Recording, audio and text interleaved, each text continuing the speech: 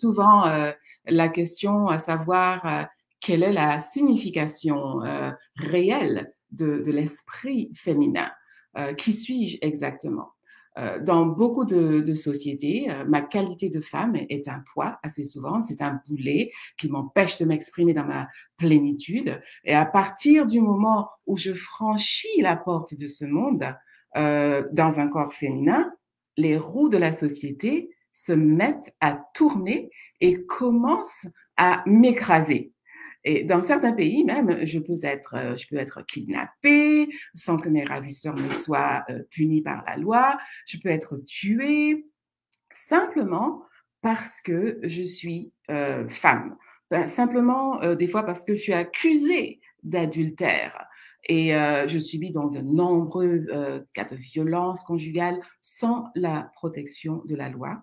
Et très souvent aussi, à travail légal, je ne reçois pas toujours égal. Donc, je pense que la société a pendant trop longtemps mal compris ce phénomène qu'est la femme. Les femmes elles-mêmes se sont laissées définir par les attentes sociétales de leur temps et elles en paient encore les conséquences. Dans beaucoup de pays, elles se retrouvent reléguées dans seulement des rôles domestiques et très souvent, elles doivent assumer les deux rôles dans le foyer, celui de la mère, mais en même temps celui du père. Voyez-vous, la femme, c'est plus que cela, moi je dirais. Elle est plus qu'un réceptacle de spermatozoïdes. Elle est plus qu'une maman, elle est plus que la maman de son conjoint, parce qu'assez souvent la femme se retrouve dans ce rôle, hein, n'est-ce pas? Et donc, en fait, dans son ouvrage, je dirais, je vais citer Simone de Beauvoir par exemple, dans son ouvrage Le deuxième sexe, Simone de Beauvoir stipule que c'est par la maternité que la femme accomplit intégralement son destin physiologique.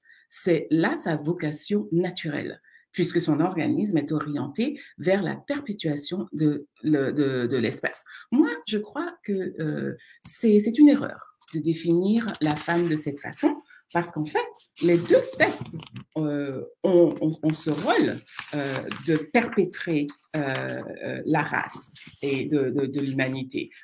Chacun, dans ses capacités respectives, hein, assume son rôle de Big Bang à sa façon.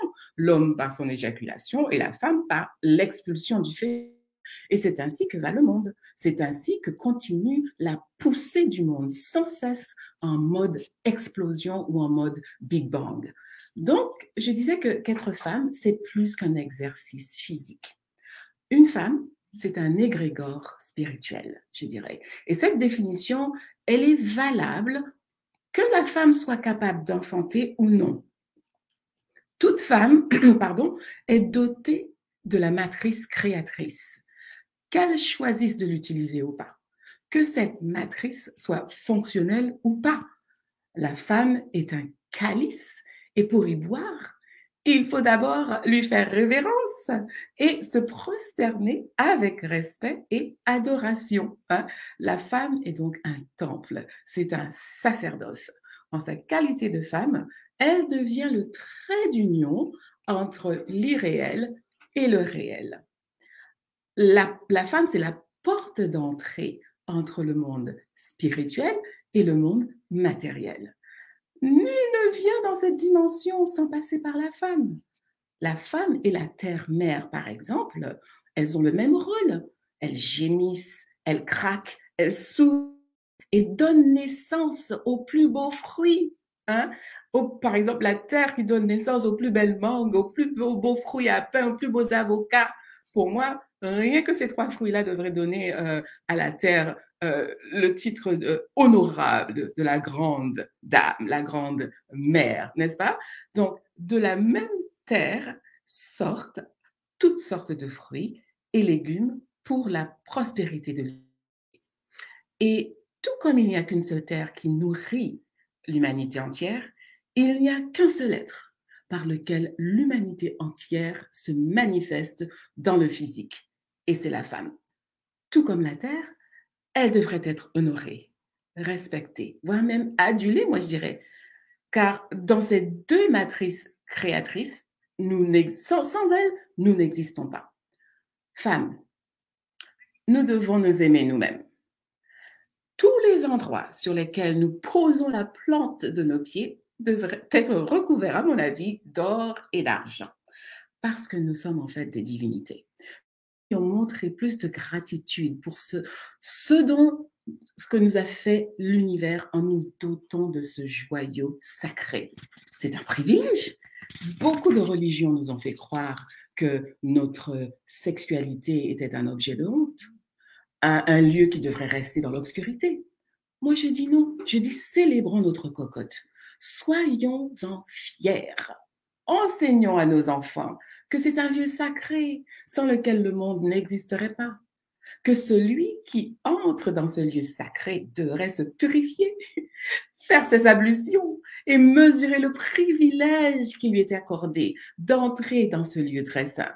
Nous devrions nous-mêmes croire en notre propre sainteté et honorer notre calice en choisissant avec plus de respect pour nous-mêmes ceux qui viendraient y boire. Nous devrions enseigner à nos enfants l'importance de notre calice spirituel, qu'ils apprennent à avoir de la révérence pour cet instrument. Ce n'est pas un simple appareil génital, ce n'est pas non plus seulement un lieu de reproduction. Ce serait réduire la femme à un niveau animal. Non, moi je dis, et je vais vous le dire en créole, en cocotte, c'est en pote, c'est pote à l'univers. En cocotte, c'est en pote rouvet pour l'humanité, voilà lignée. En cocotte, c'est en frontière qui a séparé l'esprit et zo.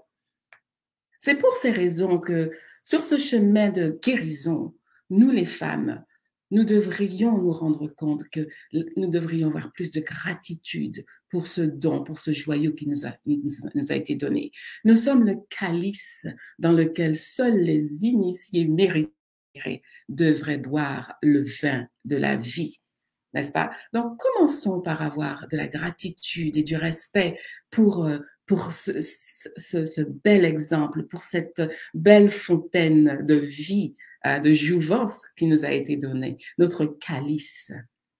C'est là notre secret. C'est comme ça que nous allons changer l'humanité, nous-mêmes, à aimer ce que nous avons, ne pas avoir honte de notre sexe, de notre sexualité.